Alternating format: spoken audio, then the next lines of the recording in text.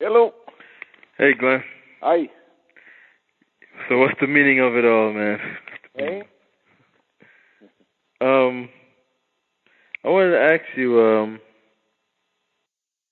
this thing I ran across is called the Tree of Life. The spine. Oh. That's how it leads to knowledge and wisdom. Pine tree. Spine. The first tree. When trees needed to grow on the planet, the first one to come up is the pine. Pine really has no real purpose. It's not being hardwood and basically used as decoration. But because it's there, it provides cover for deciduous trees to grow behind it, or they wouldn't be able to start off by themselves. And then they grow to be strong and tall and tougher because of the cover provided by the pine tree. And that's the allegory for a human being. He grows taller and stronger because of the cover provided by the spine. The beginning, when the spine was in fact the backbone of a fish-type animal that comes out of the sea. So the spine for trees, the pine for trees, and the spine for people. Interesting. There? Yeah. Hello? Yeah. Yeah. That's interesting. Yeah, because I'm looking, because that's included. They talk about this tree of life, and all the religions they mention it. So mentioned, like in the Kabbalah. So what is like the serpent? Because I know it's the serpent is the original dinosaur. And the feathered serpent is the one they found this week, the flying dinosaur. The little one, 4-pounder, who used to climb trees. And eventually from climbing it started flying, right? Yeah. Oh. Because I know on one level they say that the serpent's an allegory for wisdom. Yeah. Yeah. Because your wisdom comes basically from having had a spine. Since in the case of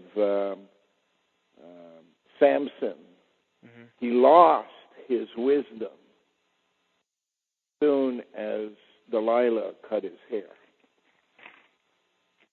So. And he regained his wisdom, allegory for strength, later on while in jail. Blind, but in jail. When he came out, he basically pulled the temple down, the heads of the people who were there to laugh at him. Killed more people in dying than he had in life, which is another allegory for what's going to happen with Israel.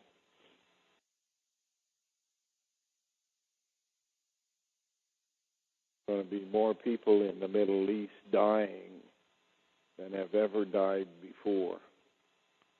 Because you said eventually it's going to be like something nuclear happening? Yeah. Going to fly in Iraq, in Pakistan, in Korea, in Israel, in Iran, in India, China. So that's eventually going to be like, I guess that's another symbol of that 360, right? Because it started in... Well, it could be the allegory of rocks falling from the sky, and it could be just part of the destruction, the total destruction during the time of the nova.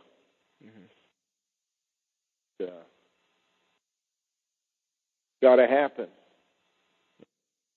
Starts in the mountains. To read the story of Armageddon.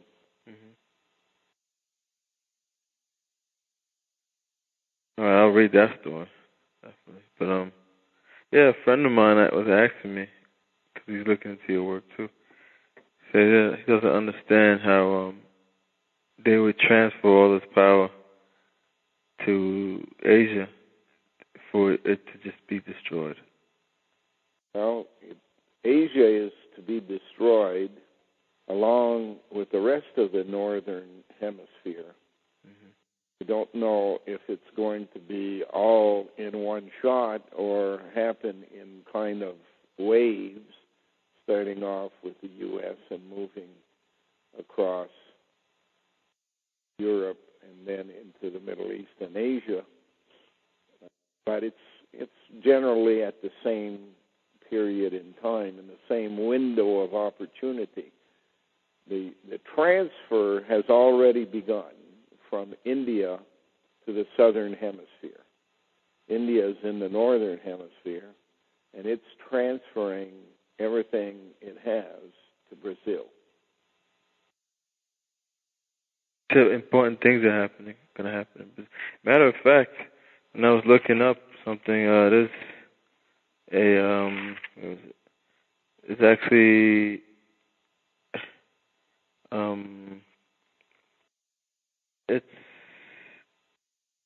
there's a place in Brazil that starts with that Frank, or I forgot exactly what was it called. It was called down. We have the statue of Christ with open arms. Oh, the Redeemer. His name is Christ the Redeemer. Redeemer is the guy who cashes in the chips. Yeah, brings everything back. Yeah. Oh. And the spine is the Andes. And the Andes is an allegory for DNA. And it runs all the way down to Antarctica. If you look at the shape of Antarctica, where it comes close to South America, it's like the tailbone.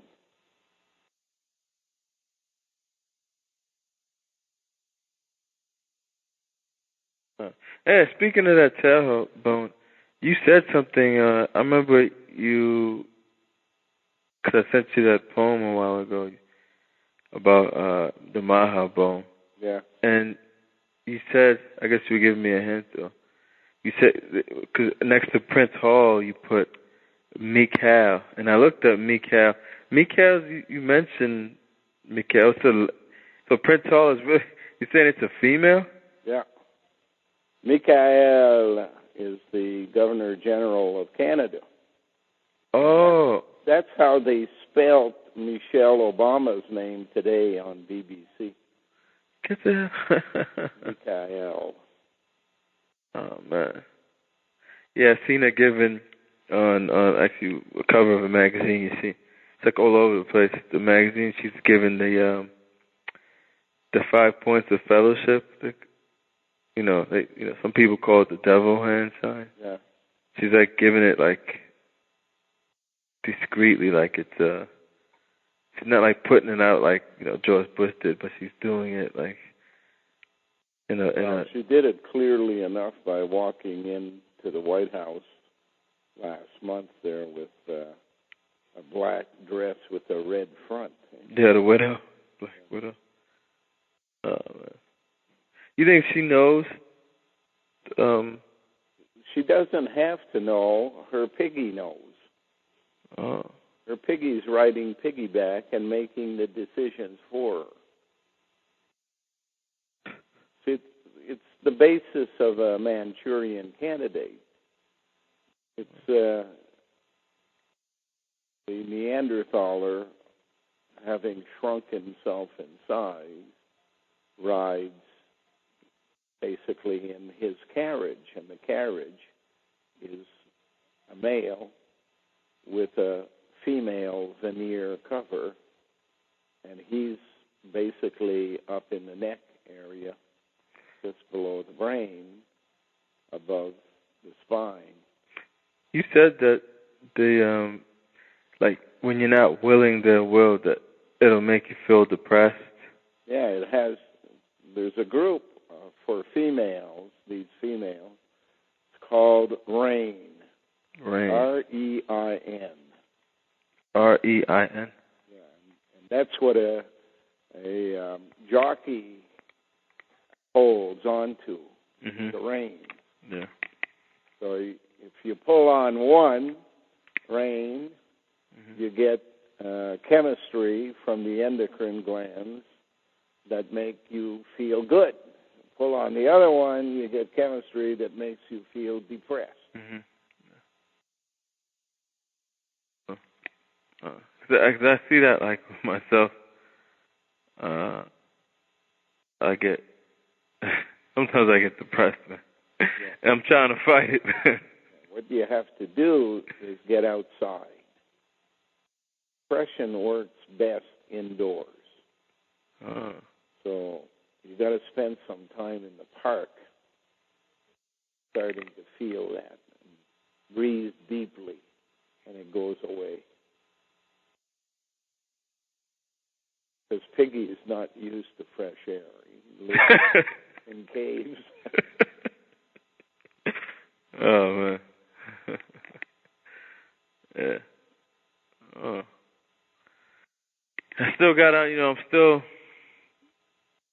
I'm not totally caught up with this information. A lot of, with the, like. It takes a while. There's a lot of stuff there. Yeah. A lot of stuff. I just want to be able to, like, in the future, to elaborate it. You will. Somebody. I can, only people that can really understand me are people who already, been researching and searching. So, yeah, I'm looking up, like. You'll gain confidence, and you'll be able to basically direct a conversation, because people will stop along the way and say, how come this guy knows so much? Yeah, people do that. Some people are like, where do you find all this stuff out, man? Because I'm talking, everything I talk about is just not what they usually talk about. It's things they never thought about. It's not they didn't know, because everybody knows intuitively. But because they can't make sense of it, they don't deal with it. They just push it back. But all of a sudden, when you start putting the words to the story, then it basically gnaws on people. Mm-hmm. You may not believe the first time, the second time, or the third time. Eventually, it just doesn't go away. That's why, like, when I heard you on that other show, those guys who called you up, I was like, at least, the people who listen to that show, at least they can hear it, and it'll sink in, maybe. Yeah. They don't. Can't hide from people who try to put you down or disbelieve what you say, or try to associate you with something bad. You have to basically speak reasonably and leave it up to functioning brains out there to figure out who's right and who's not. But you're never going to win over the majority of people. Oh, yeah, it's not a popularity contest. I've heard that, Matt mentioned before, like the truth, is never popular. No. Yeah. No.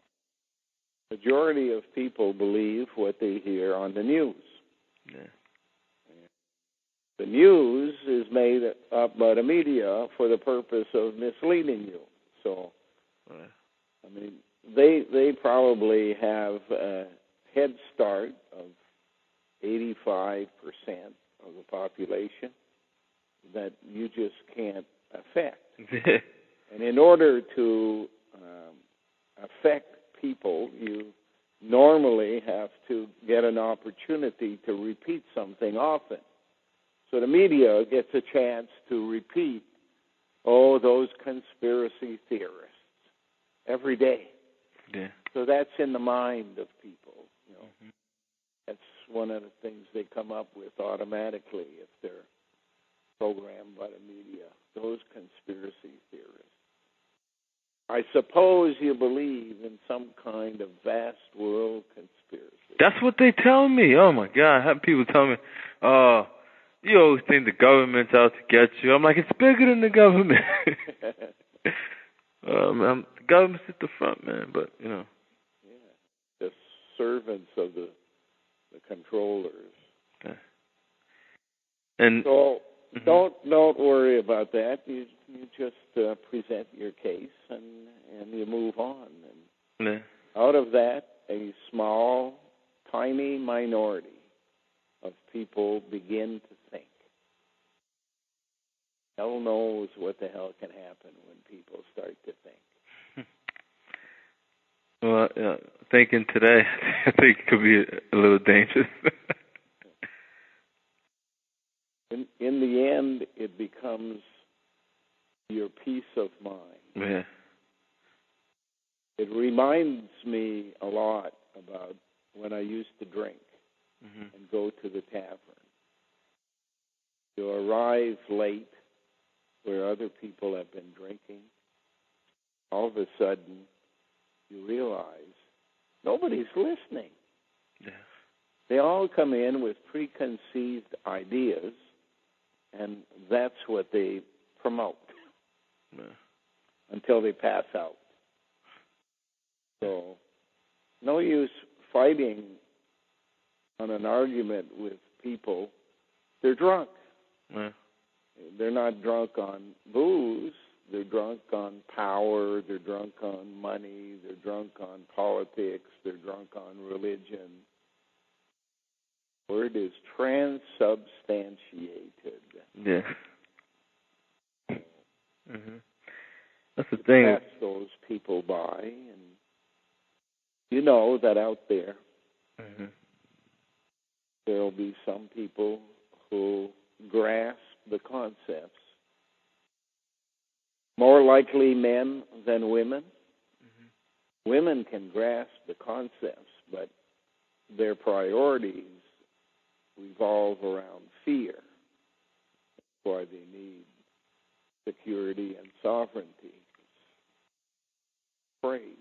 They have reason to be afraid, too, because they've been really treated badly by a gender that is physically more powerful. Men have been blamed, but in fact, it's the priests, the men who dress like women, that have pushed men doing what they do around the world, and you'll find all the people who are dressed in dresses. Find the Scots, the Irish, the Arabs, Turks at one time, Hawaiians, and then the entire scientific community, especially the medical community. All wear smocks, dresses. And it's interesting too with the whole with this allegory.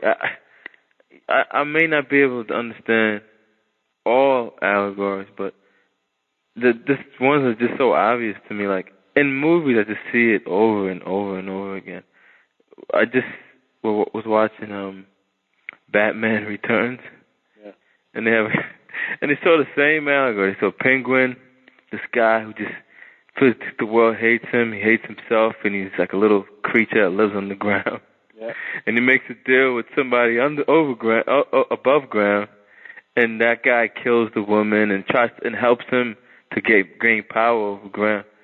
And then you have the Batman, and that's that same allegory. You know, that one guy represented the priesthoods and men, and him killing Catwoman or the woman. It was like over and over and over the same story. That's what they do. Yeah.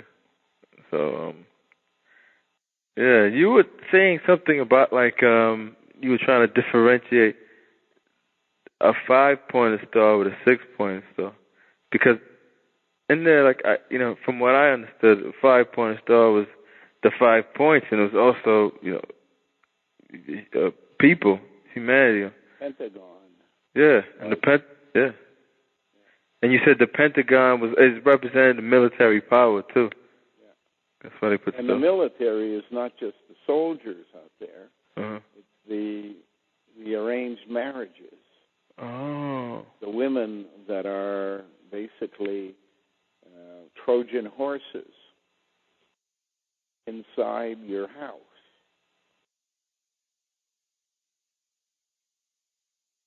The wee men. Yeah. But these women are usually they're probably more inside like people who seem to have some type of power. At one time, that was true. But since 1717, that has changed. Because it's more, they need people behind all tasks, since the world is basically task-oriented. Sometimes they need a plumber. Sometimes they need someone who can get into the house, do cleaning. So you can't basically limit it anymore to a king with a wife. Be anybody. Oh, because I was thinking it would be people like who head of corporations. Well, that's at one time that's important, and presidents of countries and. Like George Bush Sr., his wife, I know definitely she is. Yeah. And she didn't even complete school. She comes from your area there. She's from the Pierce family of Rye on Long Island. Isn't there a story called Catcher in the Rye? Right? Yeah. Is that an allegory? Yeah. What's that an allegory for? Well, it's coming through the Rye and Catcher in the Rye. It all has to do with the flood coming on shore. Rye is God. Why? Because R-E is basically Ray, and it can be R-E or R-A with a Y beside it.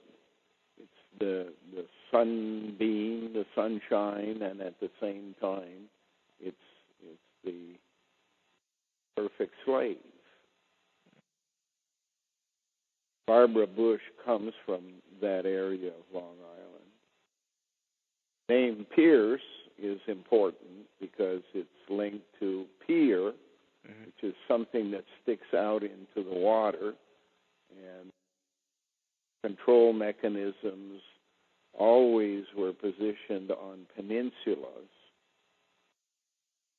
Whether it was Tyre in the Middle East, Italy is a peninsula, southern Ontario is a peninsula stuck into the middle of the Great Lakes there.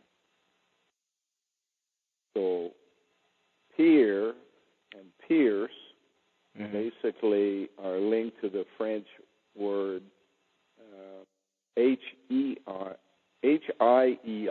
which means yesterday. Hier.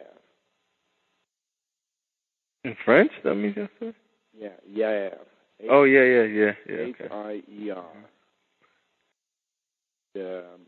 So P and H are interchangeable. Pierce to hier is an easy switch. Plus, the native people who showed Lewis and Clark around were called nez percés, pierced noses. Mm-hmm. So all of that relates back to India, because that was the style in India of marking those people that were on side. They wore some kind of pierced thing, either through the nose or through the ear or through the lip or what have you.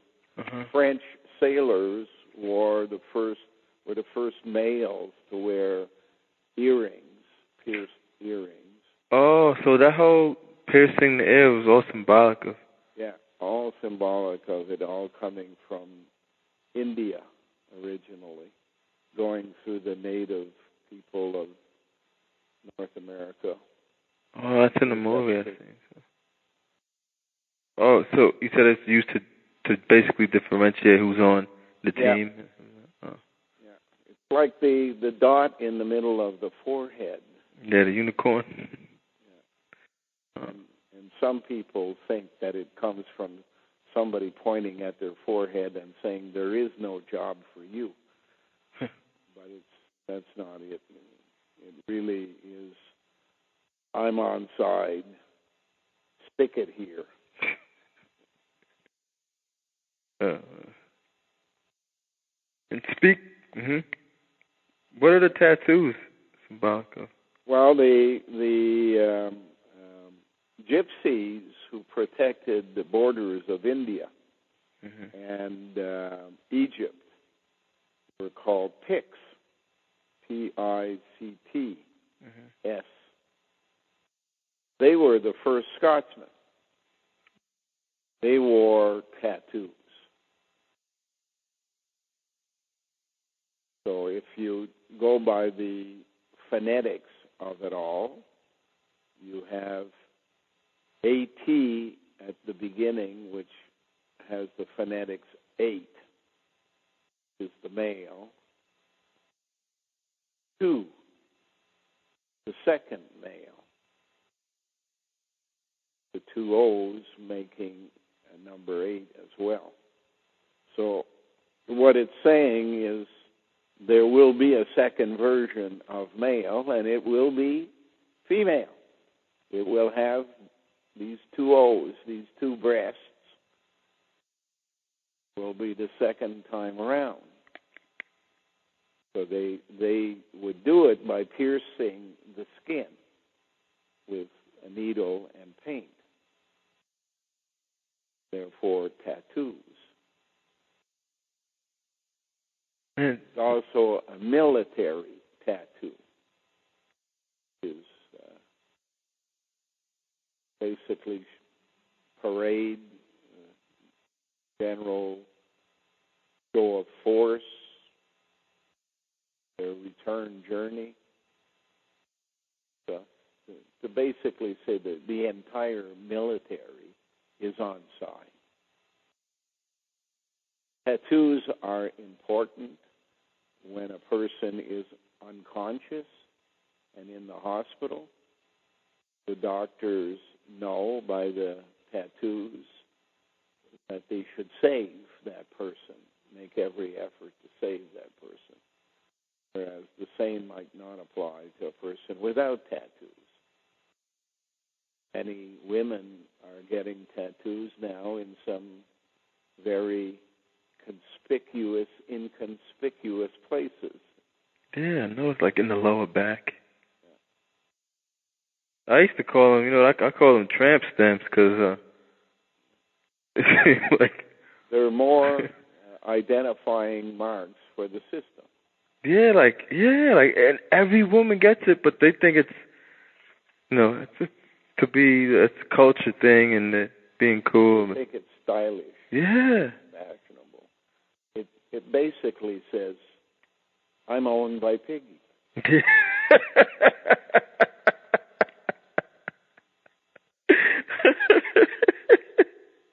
That's why I look at everybody nowadays. Like, when I hear people talking, it's just like, hey, I'm a Neanderthaler. It's a Neanderthal you're talking to. And I have actually more like compassion and understanding because it's not their fault. What you need to ask people is, who would you prefer to be with? A dean of dollars or a Neanderthaler? And always say, a dean of dollars. Same person.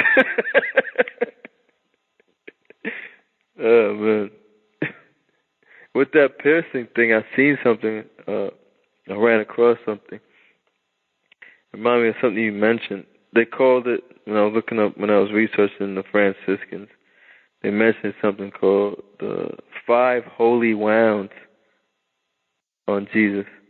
The wounds. The wounds. And you said this is from something about when they were taking DNA. You got the nail in the hands, the nail in the foot, in the feet together. Uh-huh. You've got so that's 3. Mm-hmm. And you've got the thing on the head there, the thorns, the thing of thorns, whatever they call it. And you have the piercing in the side of the ribs. And that's where they got genetic engineering. Right? If they pierce into the rib, they get marrow from the bone. They can also get DNA from the blood. What's the difference between getting it from the marrow and stem cells? Some from the blood and from the mouth, from hair. You get basically DNA that reconstructs where it came from, the material it came from. Can make blood from it, or you can make hair from it, or you can make spit from it. But a stem cell, you can make anything in the body because it's the whole program. Oh. And stem cells live in marrow. The spine is full of it. Inside the bones and in sperm. That reminds me, like, stem is just Mets backwards, and is that what you think why they call them? And the Yankees, two E's. Yeah. Oh man. It all has to do with allegory. Like the Ottawa Senators used the nickname Sens. Well, S and T are interchangeable. Mm-hmm. So they're basically telling you they're the Tens. So get ready to see the Ottawa Senators play extremely well next year, or extremely poorly, but they're going to be the star of the show. Depending on whether or not the 10 has succeeded in achieving its goal. 10, of course, is the first stage, the male-female, the male with the female exterior. Supposed to be by 2010 that there is no originals left, that they're now all converted to Piggy. How do they know, like, if everybody's converted? How do they know that? Through,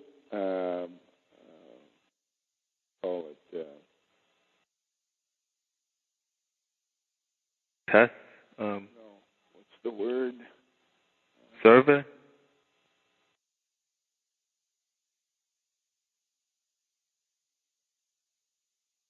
geological tables.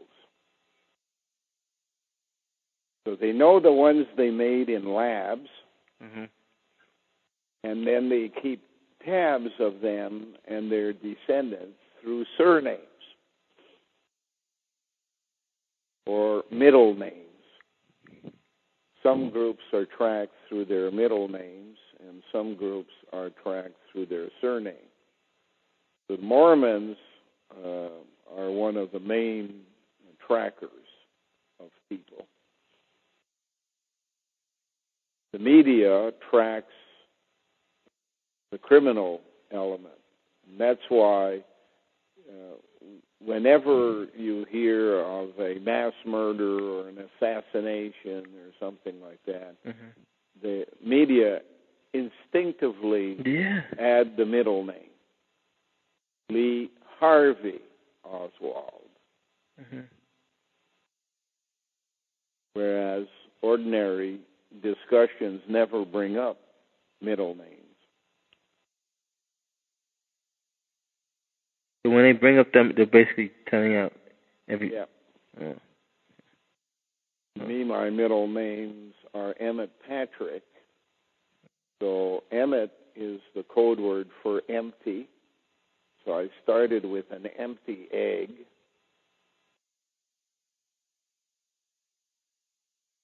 Patrick is the tap. Open the tap. Make things happen. I don't have middle names. I don't have one. You don't have a middle name? No. That's weird, right? Yeah. What do you think that means? Well, probably they thought that your first name was sufficient. My parents made up my name. Yeah. They made it up. Because you see how it was spelled in the letters. I don't know anybody else that has that name.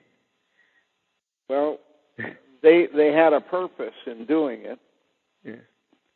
What do you think their purpose was? When they made it up, they just took it from letters from their own names. Yeah. So they told me. And so they tell you. Yeah. So, I don't know. But I don't know. Maybe in Creole, it probably means something totally different than what it means in English. Have you ever read the... You know that the letter J is a D. Yeah.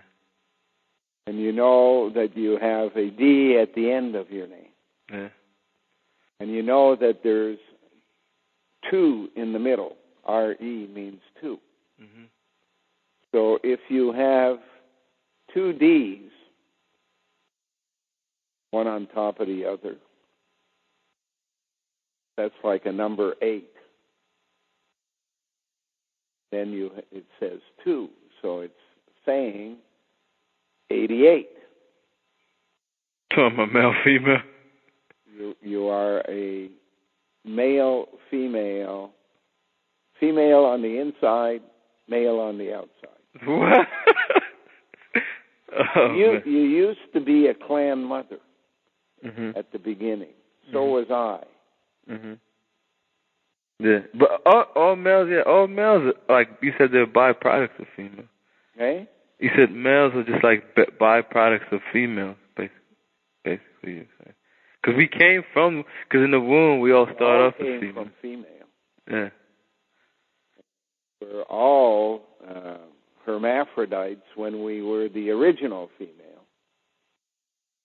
Then, through genetic engineering over time, they can make you male, they can make you female. They can make you any race they want, any shape or size they want. Because they have all of those instructions in the clan mother.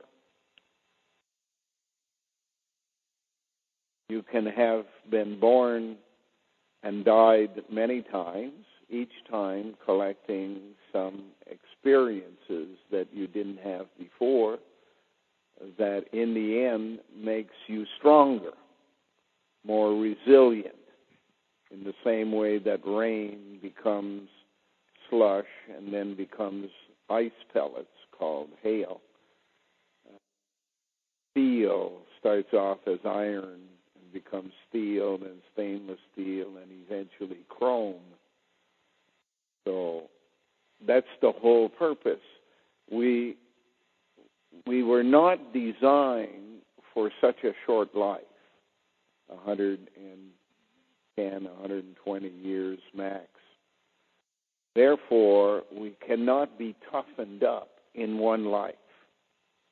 So the DNA gets recycled.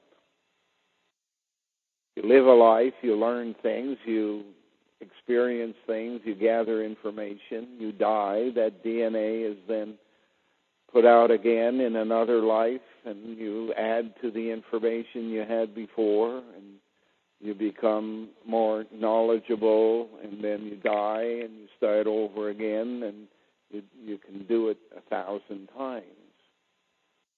Each time you are stronger than you were the last time. You've experienced more. That's why it's so important to have access to that information, and that information resides in the spine. That's the purpose of the spine, is to hang on to that previous knowledge, intuition. You paid for it in your tuition. Your tuition is your birth.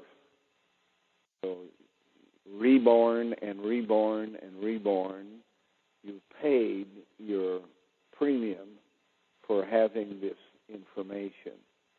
If you don't access it, it's a waste of time.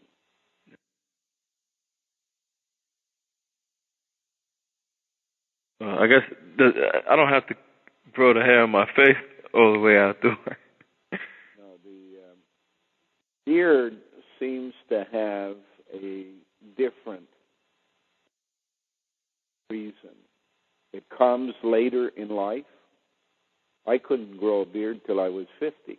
Yeah, right. Oh, I think me too. Like I can grow it, but I don't know if it can grow as long as yours is. How long did it take you to grow it? When I was 47, I was trying to grow a beard, and I looked like some of those kung fu movies there with 2 or 3 hairs on the face. Yeah. But now it seems that since I've learned things, it grows better. But it gets in the way, and I find that it seems to be more helpful short as opposed to the hair. I keep it basically trimmed so that it's not kind of overhanging on my shirt. All the dummies over in the Ayatollah land, they wear theirs long. There's nothing that they do that I feel I want to do.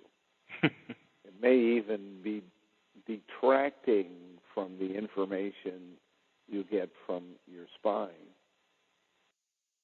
by trying to strain it through your entire body instead of just going directly.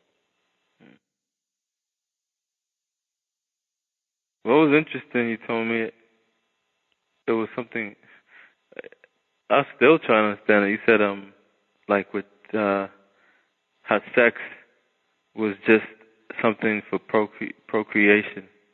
Yeah. But and we weren't designed for pleasure, but people still feel pleasure. So that was genetically engineered in people, or it was just... Yeah, pleasure. Creation doesn't want you to be stressed. Creation gave you everything you needed to be happy with. Some bastards stole it and hoarded it. The food is one good example. Therefore, you have less pleasure today than you were meant to have from just living. And therefore, when a woman comes in and gives you pleasure for the sake of pleasure, you notice. And that's what gives them power. Problem is they ain't women.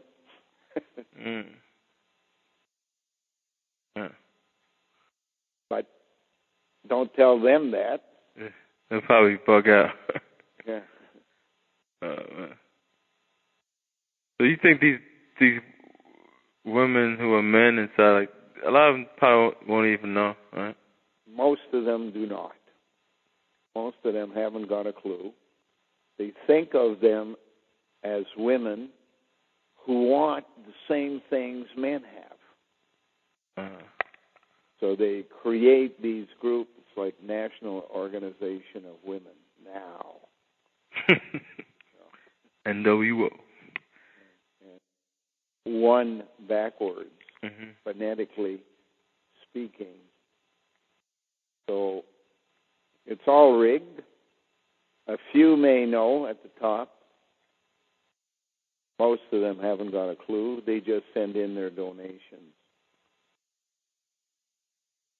Never told anything. Nobody. Me, it's the opposite. I tell everything, and then people send me a donation.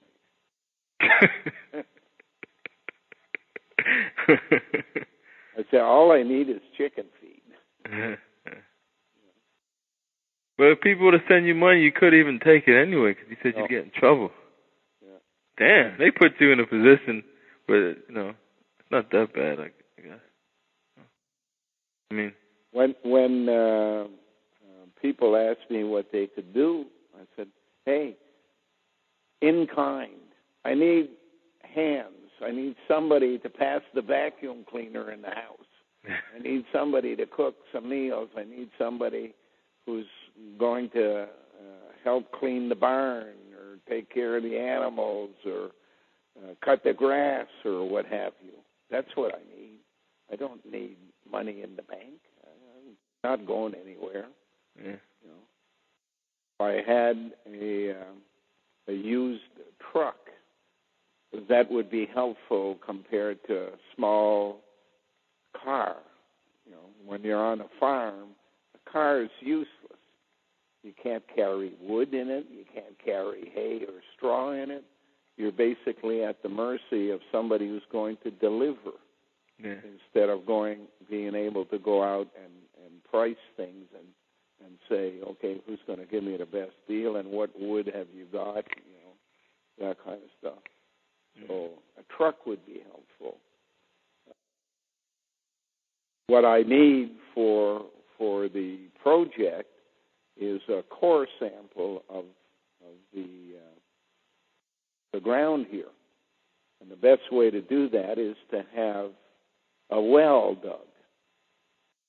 Dig a well costs $7,000 because the water is down underneath the big rock, which is got to go down 120, 125 feet to get to the water. But I need a well. It would be handy to have a well out in the field where the animals are so that I don't have to lug it by hand. All of those things could be done by people coming and doing things together. There are some people in the world that have a lot of money. They don't know how to spend it. Because they got the Neanderthal. They just know to put it away in the bank. You see how it's so, rigged, everything. Yeah.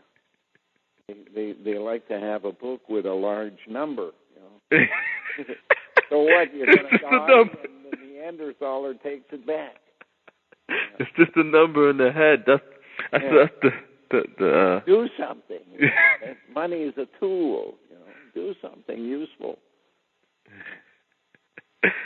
Yeah. One guy called me up and he said, "What do you need?" I said, "I need chicken feed."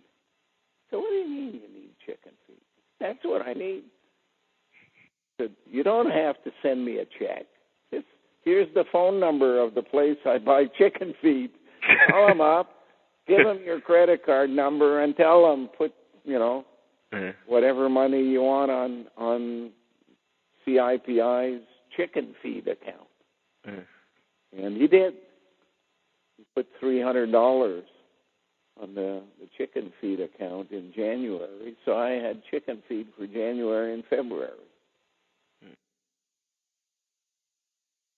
Even the sheep and the goats and the donkey like chicken feed better than their own food because they keep stealing it from the chickens.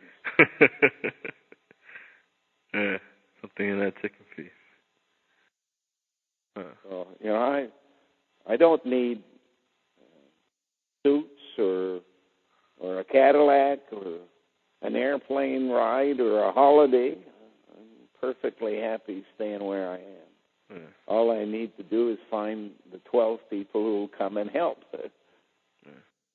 on all sides, helping on the farm and helping creating critical mass.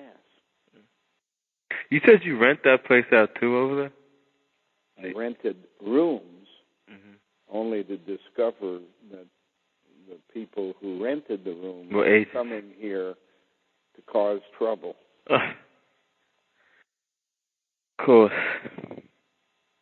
You get so many agents coming your way. Well, there are more of them than there are of us. I'm looking for 13 people in a world of 6 billion or 7 billion people. They got 6 billion on their side. Yeah.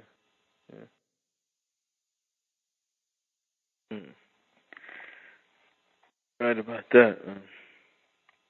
Yeah, I want to ask, have you ever read the Kabbalah before? No. No? No, I know what it is.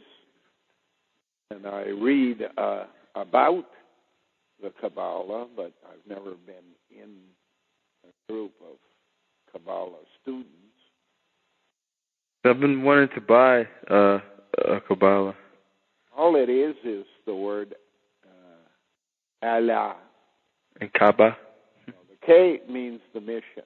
Mm-hmm. K-A gives you the sound of ka, as in kaka, and they like that. Mm-hmm. Code. Bala is the second, and Allah is from Alo, or Ola. Mm. It is from the word Baal, Bala, Baal. Oh, yeah.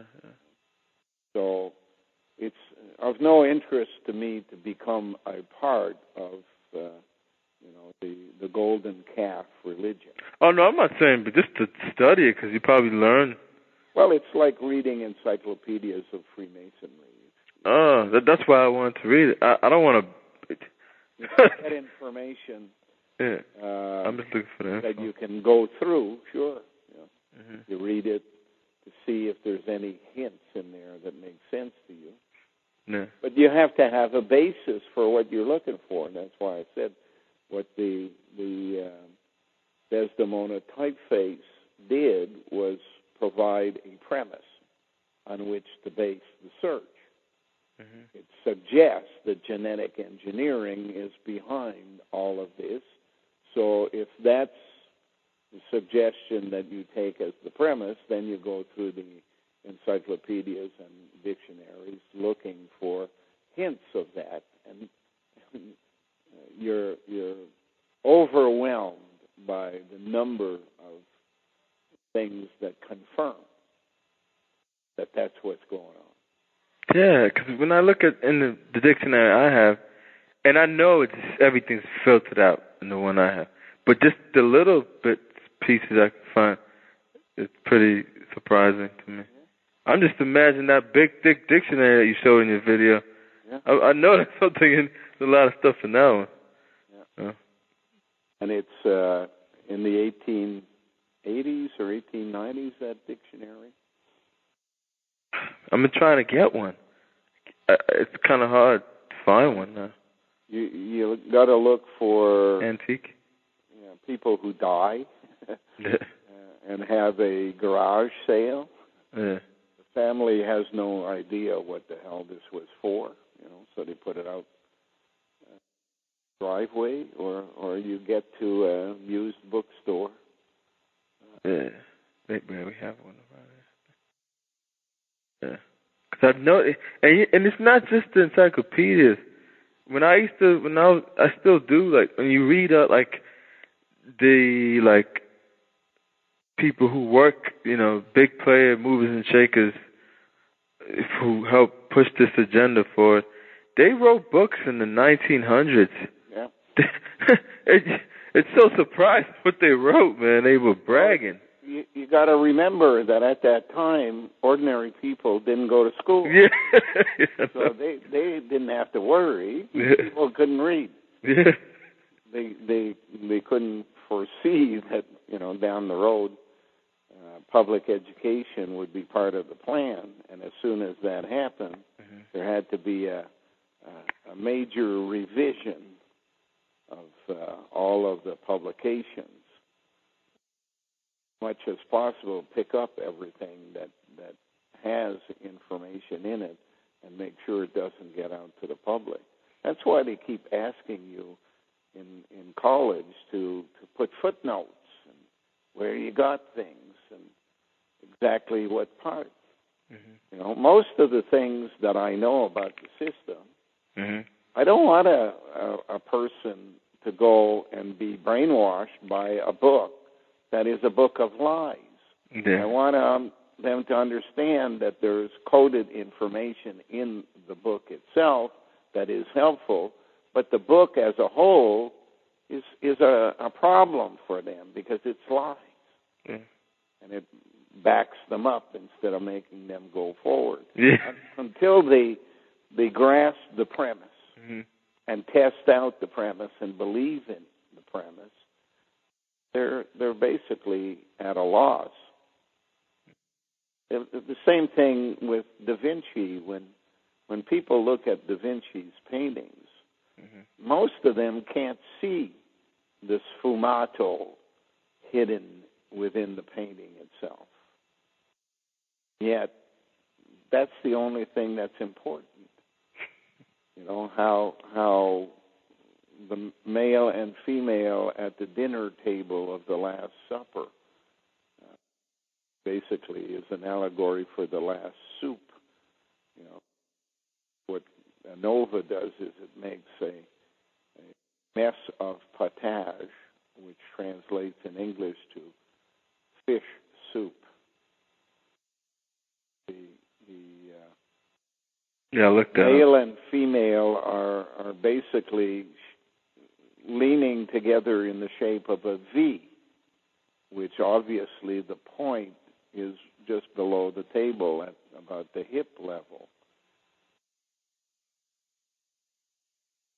The arch in the background over the windows is like a rainbow and comes down in the middle of the V. The V is basically the Canadian Shield. Because the Canadian Shield goes from Labrador to the Northwest Territories with Hudson's Bay, James Bay in the middle. And it comes in a point down to the St. Lawrence, right here. Yeah, I've heard you mention that area over there. It's like 2 million or 2 billion years old. I don't think you mentioned it. I think I read that, actually, that they said that area is like over it's built, yeah. It's, the Laurentians are part of the oldest mountains in the world. They're almost flat by now. That's in western Quebec, leaning up against Ontario. The Appalachians are part of that, but they're younger down your way than they are up here. We're worn out by ice ages over and over again, 4 ice ages that we went through in the hemisphere. So we are sitting on top of the hardest rock in the world, and it's called Canadian Shield. Yeah, you mentioned Eros, the rock. It's on your newspaper.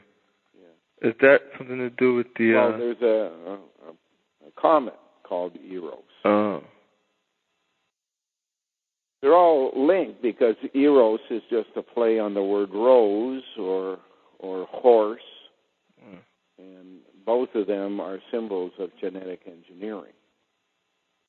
It may end up at the end that a comet is coming in our direction, and some asshole decides that the best thing to do is to shoot it so that it gets deflected. But instead of being deflected, what would happen is it breaks up in a million smaller pieces, which all fall on top of wherever it's aiming at. The world turns underneath it, so it basically is a strip all around the world. If you had a whole bunch of rocks falling from the sky. The only way, basically, to deflect a comet coming in our direction is like they do in the all that racetrack, the 500. NASCAR? Yeah, NASCAR. Mm-hmm. You get out in front and you create a lull in the pressure, and it follows you instead of going in the direction it would normally go. It kind of falls in like another car falls in behind somebody else's bumper and gets dragged without having to press on the gas. That way you can just change the angle a bit of a comet and make it miss us. There may even be a breakup of the moon. I suspect that the northern lights, which are basically scattered rays, can be diffused and focused into a big ray that would heat up the moon. Focused on the moon, it would heat it. And since the moon is not plates like the Earth, what you would have is a supernova instead of a nova. And a supernova just explodes. It's like putting in an egg into a microwave. Yeah. It just blows the shit out of it. Mm-hmm. And that would send a whole bunch of pieces of rock down on Earth. So there's a lot of possibilities that aren't fun. Yeah. And no matter what, they'll always be safe in the Moho discontinuity. Yeah, in the Moho discontinuity, they're not affected by any of that. Hey, man, we need to get a drill, man. Just go in the Moho discontinuity. You can be certain that if they've booby-trapped the pyramids the way they did, you'd have all kinds of booby traps in the Moho discontinuity. Yeah. So the only solution is the end of all mankind, if that's what it comes down to, because the only way you get even with the Moho is by breaking the Earth up in pieces. You don't want that. No. Yeah. But they may leave no choice. Those who are equipped to make it happen. Even Russia announced this week that they're going to rebuild their military structure.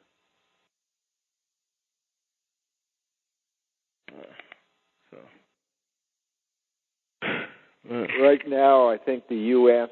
is the only one equipped with the arsenal of nuclear bunker busters to do the job. You know what they are. It's like 2 nuclear bombs on top of a rocket. Yeah. The first one makes the hole. The second one follows through the hole that's been made by the first one. Eventually can pierce the the moho discontinuity. If it starts off its journey by going down the shaft of a cone volcano, saves a lot of work. Yeah. About 2,000 of those surface. That means they've had about 2,000 ways of exiting moho discontinuity had they wanted to use them. I suspect, however, that the actual usage of an entry would be underwater. That you would require a submarine that enters a cave. From there, you descend through a cone volcano. They wouldn't want direct access to the surface for nosy people like you and I.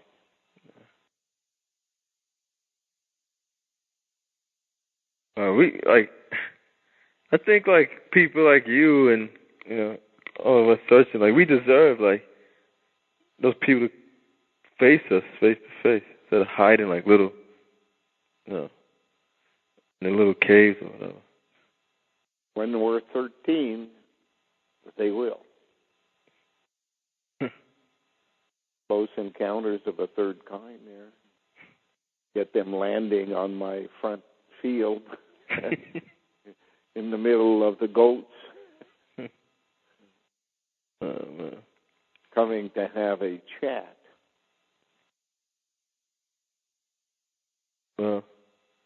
But whatever comes up will have been manufactured by them to be their ambassadors or their missionaries, suspecting you're not going to see a Neanderthaler. They're probably all sitting in the tavern having a laugh over how they fool us all the time. I'm sure after all these years, I know it got old just fooling us over and over and over. Yeah. I mean, to me, it would be no joy in it anymore. Fooling people, just fooling them. Yeah. You're not as disabled as they are, I guess. When you're disabled and your body is stuck with the idiot part, it doesn't take much to please you. Oh, okay. In any event, I didn't get much sleep last night. I can't figure out why. I guess it's my fault. In the middle of the night or something. I usually get up at about 2:30 or 3 o'clock, but it seems to me it was about 1 o'clock. Yeah. I'll talk to you some other time. All right, Glenn. Okay. All right, goodbye.